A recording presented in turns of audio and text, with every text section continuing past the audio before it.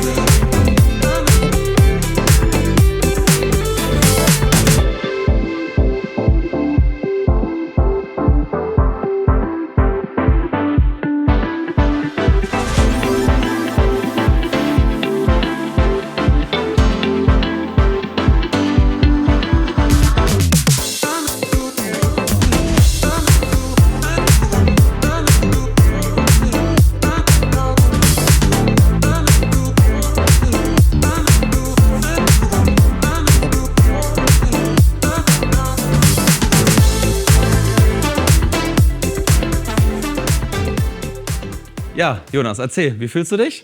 Besser, viel besser. Auf jeden Fall fühlt sich viel sensibler an, als ich dachte. Also ich bin sehr, sehr zufrieden. Also merkst du noch was oder ist das schon fast weg, das Gefühl? Nee, ist eigentlich schon fast weg.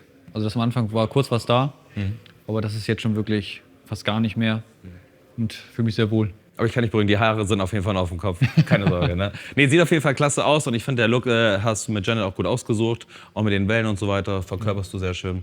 Perfekt. Ihr habt Haarprobleme, dann greift auf jeden Fall auch mal ans Telefon, ruft uns gerne an, schreibt uns in den Kommentaren, ob ihr vielleicht auch besondere Wünsche habt, was coole Videos angeht. Und ansonsten lasst auch gerne mal ein Abo da, nicht nur gucken, auch mal abonnieren und auch mal einen fetten Like und dann sehen wir uns bis zum nächsten Freitag für ein neues Video. Bis dann, ciao, euer Jonas und Dominik.